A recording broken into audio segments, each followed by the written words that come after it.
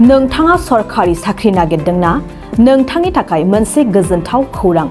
नोंथांनि थाखाय दं एडुकेट पइन्ट, जेराव नोंथाङा सोलोंथाइ लानायनि गेजेरजों सरखारि साख्रिनि गुबुन-गुबुन रोखोमनि गोब्राब आनजादफोरखौ उथ्रिसारनो हागोन आरो गावनि आथिङाव गसंथानो हागोन।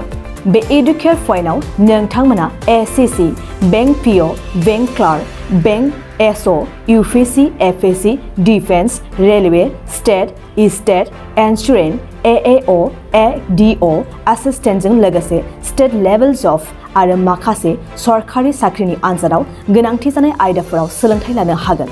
मख'नो गोनांदि बे सोलोंसालियाव साख्रिनिल' नङा, बेयाव एमबिए आरो सैनिक स्कुल बायदियाव एडमिशननि थाखाय एन्ट्रेन्स होनो थाखायबो सोलोंथाइ लानो हागोन। बे सोलोंसालियाव गाहाम थाखो खथानि सुबिदा दं आरो सम मथे नोंथांनि सोलोंथाइखौ बे सोलोंसालियाव होनाय जागोन। बेखौबो मिथिनांगोन दि बे एडुकेट पइन्टआव सोलोंथाइ लानानै बावैसो 2021-22 इं मायथाइनि एसएससि जिडिनि आनजादाव गासै 11 सा सोलोंसाफोरा उथ्रिसारनो हादों। बारा नङा, गासै 15,000 रांजोंनो नोंथाङा बे सोलोंसालियाव 6 दानसिम सोलोंथाइखौ लानो हागोन।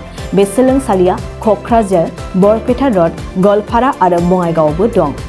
क'क्राझाराव सोलोंथाइ लानो गोसो गुदुं जानाय सुबुंफोरा 700-226-133 9101-536360 700-226-133 9101536360